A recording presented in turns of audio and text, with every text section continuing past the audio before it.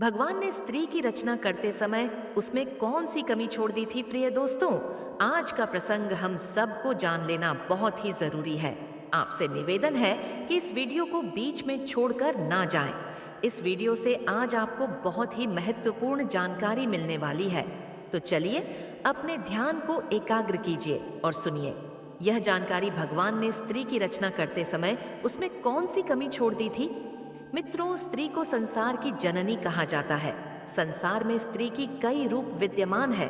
माँ, बहन, पत्नी, बेटी, दादी, मौसी, चाची, नानी इत्यादि स्त्री के कई नाम हैं। सभी रूपों में वो अपने कर्तव्यों को भली भांति निभा रही है। गुण दोष तो हर एक प्राणी में होते हैं, इसमें कोई बड़ी बात नहीं। चाहे स्त्री हो या पुरुष, जिसमें गुण होते हैं तो उसमें कोई ना कोई दोष भी जरूर होता है। पर हमें दोषों का ना देखकर गुणों को देखना चाहिए। हमें किसी के दोष देखकर बुरा नहीं बनना है, क्योंकि कहते हैं मनुष्य जो देखता है वही सोचता है और जो सोचता है वही करता भी है। इसलिए हम वो देखे ही नहीं जो हमें भी करना पड़े। पर क्या करें, हम लोगों की मानसिकता ऐसी है कि हम हमेशा दोषों को ही देखते हैं और यही कारण है कि हमारे अंदर गुणों का अभाव रहता है और दोषों की अधिकता भरी रहती है। हम जानबूझकर किसी के अच्छे कर्म नहीं देखना चाहते। उसके दुर्गुणों को देखकर हम अपने मन, मस्तिष्क, विचार और वाणी में गंदगी जमा करते रहते हैं और उसी को अपनी वाणी और कर्म द्वारा लोगों को फैलाते रहते हैं। तो यहाँ पर हम दोषों को न देखकर सिर्फ गुणों पर दृष्टि डालते हैं कि स्त्री संसार में ईश्वर की सर्वश्रेष्ठ रचना है। संसार में मनुष्य का प्रादुर्भाव स्त्री से ही हुआ है, इसीलिए वो संसार की जननी है। स्त्री के कारण ही संसार का संतुलन बना हुआ है। यह भी मैं आपको बताऊंगा कि कैसे प्रियो। स्त्री देखने में जितनी कोमल होती है, अंदर से उतनी ही मजबूत होती है। संसार के हर दुख, हर संकट, हर परिस्थिति से लड़ने की उसके अंदर शक्ति होती है। हृदय में ममता का अपार भंडार होता है, करुणा का भाव होता है, संतान के प्रति बेशुमार वात्सल्य होता है, पुरुष को सुख प्रदान करने की अद्भुत कला होती है। स्त्री मानव और मानवता की रक्षक होती है। इसलिए हमारे देश में स्त्री को देवी कहा जाता है, उसकी पूजा की जाती है। कहते हैं कि जिस घर में स्त्री की पूजा होती है वहाँ देवता हर समय निवास करते हैं। जहाँ स्त्री का अपमान होता है, उसे दबाया जाता है, सताया जाता है, वहाँ महाभयंकर दुख बाहें फैलाए खड़े रहते हैं। वहाँ दरिद्रता घात लगाए बैठी रहती है।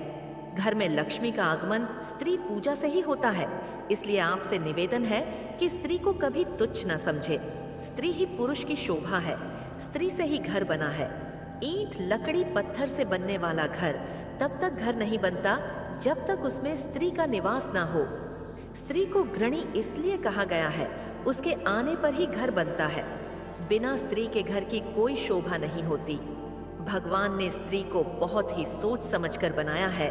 स्त्री बनाने में परमात्मा ने काफी समय लिया था ताकि उसमें किसी तरह की गुणों का अभाव ना रह जाए। बताया जाता है कि जब भगवान ने सृष्टि की रचना की थी तो उन्हें इसकी रचना करने में मात्र एक क्षण का भी समय नहीं लगा था। पर जब भगवान ने स्त्री की रचना की तो इसमें उन्हें काफी समय लग गया था। स्त्री की रचना करते करते जब भगवान को कई दिन बीत गए परंतु वह पूरी तरह बनकर तैयार नहीं हो पाई, तो यह देखकर भगवान का एक सेवक भगवान से यह बात पूछने के लिए विवश हो गया कि सारी सृष्टि का एक पल में निर्माण करने वाले भगवान एक रचना को रचने के लिए इतना समय क्यों लगा रहे हैं। दूत ने भगवान से पूछ ही लिया, हे परमेश्वर, हे सृष्टि के रचता, हे अनंत कोटि, ब्रह्मांड के निर्माता, करोड़ों ब्रह्मांड की रचना करते समय आपको मात्र एक क्षण का भी समय नहीं लगा, परंतु अब यह ऐसी कौन सी रचना है जिसमें आपको इतना वक्त लग रहा है। तब अपने सेवक के प्रश्न का उत्तर देते हुए भगवान कहते हैं, हे पार्षद, यह मेरी सर्वश्रेष्ठ रचना है। इसे दुनिया में स्त्री नाम से संबोधित किया जाएगा। इसके अंदर मैं अपार गुणों को प्रतिष्ठित कर रहा हूँ ताकि हर काम के लिए मुझे पृथ्वी पर न जाना पड़े। मेरी इस रचना के कई रूप और कई नाम होंगे। मुख्य रूप से यह 4 रूपों में दिखाई देगी, माँ, बहन, पत्नी और बेटी। इसके ऊपर मैं सृष्टि की बहुत बड़ी जिम्मेदारी सौंप रहा हूँ, इसलिए मैंने इसे हर परिस्थिति से लड़ने के योग्य बनाया है। इसमें साहस और सहनशीलता का अद्भुत समावेश है। कठिन से कठिन परिस्थिति में यह अपने आप को संभाले रखेगी। हर तरह के मुश्किलों से लड़कर, अनेकों प्रकार के दुखों को सहकर यह सबको खुश रखने का प्रयास करेगी। अपने परिवार, अपने बच्चों के प्रति समर्पित रहेगी। कोई समय ऐसा भी आएगा जब यह टूटकर बिखर जाएगी, लेकिन फिर से अपने आप को संभालकर एक नई जीवन का संचार करेगी। यही इसमें विशेष गुण कहलाएगा कि यह स्वयं दुख सहकर, रोग शोक से ग्रसित होने पर भी उसे सहन करते हुए अपने जिम्मेदारियों को, अपने कर्तव्यों को निभाती रहेगी। प्रियो, भगवान के मुख से स्त्री की सहनशीलता, कर्तव्य परायणता को सुनकर वो सेवक हैरान रह गया कि आखिर तो इसकी आकृति पुरुष की तरह है। 2 हाथ 2 पैर, आंख, नाक, कान, मुख सब पुरुष के समान है।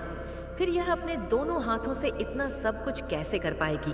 भगवान बोले, पार्षद, ये पुरुष के जैसे दिखती है, फिर भी इसके अंदर ये सब करने की क्षमता होगी, इसीलिए इसे मेरी अद्भुत रचना कहा जाएगा। भगवान की बात सुनकर पार्षद ने उसे छू कर देखा कि देखे यह कितनी कठोर है, जो हर विपत्ति को सह सकती है। जब उसने उसे छूकर देखा तो वह बहुत कोमल थी।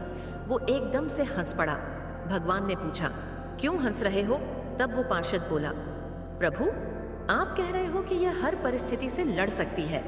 मैं यह सोचकर हंस रहा हूँ कि यह आपने बनाई तो बहुत नाजुक है, हर परिस्थिति से कैसे लड़ पाएगी। मैं तो सोच रहा था कि यह पुरुष की अपेक्षा बहुत कठोर होगा, पर इसे तो आपने फूलों की तरह कोमल बना दिया है। तब भगवान बोले, वत्स, मेरी इस रचना की यही तो विशेषता है। ये बाहर से जितनी कोमल है, अंदर से उतनी ही मजबूत होगी। इसके साहस, धैर्य और सहनशीलता को आप लोग देखोगे। यह बात सुनकर पार्षद के मन में उस रचना के बारे में और अधिक जानने की उत्सुकता बढ़ गई। वो पूछने लगा, हे परमेश्वर, क्या यह पुरुषों की तरह सोच भी सकेगी, या फिर इसमें यही गुण विशेष होंगे? भगवान बोले, वत्स, इसमें सोचने की क्षमता भी अद्भुत होगी और समाधान करने की सामर्थ्य भी। पार्षद ने देखा कि उस स्त्री रूपी रचना की गालों पर पानी की झलक थी। उसने उसके गालों पर हाथ लगाया तो सचमुच उसके गालों पर पानी की मात्रा थी।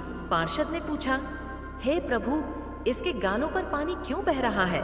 तब भगवान बोले, वत्स, यह पानी इसके आंसुओं से निकलने वाला पानी है। ये पानी तभी निकलेगा जब यह अंदर से अपने आप को दुखी महसूस करेगी, जब इसके अंदर किसी तरह की वेदना होगी, चाहे वो शारीरिक हो या मानसिक। उस समय यह अपने दुख को इन आंसुओं के द्वारा बहाकर बाहर कर देगी। इसके मन की सारी पीड़ा, सारी व्यथा आंसुओं का रूप लेकर बाहर निकल जाएगी और यह फिर से अपने आप को उतना ही मजबूत बना लेगी, अपने दुखों को भुलाने का। इसके पास ये सबसे अच्छा माध्यम होगा और इसकी ताकत भी होगी। यह अपने आंसुओं से अच्छे अच्छों को झुका भी सकती है, इन आंसुओं को अपना अस्त्र भी बना सकती है। दर्शक बंधुओं, भगवान की बात सुनकर सेवक बोला, हे भगवान, वास्तव में आप महान हो। आपने स्त्री रूपी अद्भुत रचना करके संसार को सजा दिया है, संसार में एक अनमोल रत्न भेजा है। और सच बात ही बंधुओं, स्त्री का त्याग, बलिदान, साहस और सहनशीलता वास्तव में अद्भुत, अकल्पनीय है। त्याग इतना बड़ा जो कोई नहीं कर सकता। किस प्रकार वो अपने माता पिता, भाई बहन, सगे परिवारी जनों से अलग होकर विवाह करके किसी दूसरे पुरुष के साथ साथ जीवन भर साथ रहने का प्राण करती है। जरा सोचो, यदि तुम अपने माँ बाप, भाई बहन, घर परिवार से कुछ दिन के लिए अलग हो जाते हो तो तुम्हें कैसा लगता है? वो तो अपने उन परिवारी जनों से हमेशा हमेशा के लिए अलग होकर जीवन भर तुम्हारे साथ रहने आती है, जिनके साथ वो खेली कूदी बड़ी हुई, जिनके साथ अनेक प्रकार की भावनाएं जुड़ी हुई थी। उन सबको उसने कैसे छोड़ा होगा और फिर किस तरह एक अनजान स्थान पर जाकर, जहां उसका कोई परिचित नहीं होता, वहां रहकर जीवन का तलाश करती है। एक नए सिरे से खुशियों को एकत्रित करती है, उनमें ढलने का प्रयास करती है, उनमें अपना सुख दुख बांटती है, स्वयं चाहे प्रसन्न रहे या न रहे, पर अपने उन परिवारी जनों को प्रसन्न रखने का प्रयास करती है। कई बार परिवार के लोग अलग तरह की सोच वाले मिल जाते हैं। उस समय उसका जीवन बड़ा ही कष्ट भरा होता है, उनके साथ रहने का प्रयास करती है। कई बार उनके बुरे आचरण के कारण जीवन का भी बलिदान करना पड़ता है। धन्य है नारी शक्ति, तुझमें विधाता ने इतने दुख सहन करने की सामर्थ्य दी है। हर महीने मासिक धर्म की पीड़ा को सहन करना बच्चा जब उदर में आता है तब अनेक प्रकार की पीड़ाओं को सहन करते हुए प्रसव काल की उस भयंकर पीड़ा से गुजरना पड़ता है, जो साक्षात मृत्यु का दूसरा रूप होती है।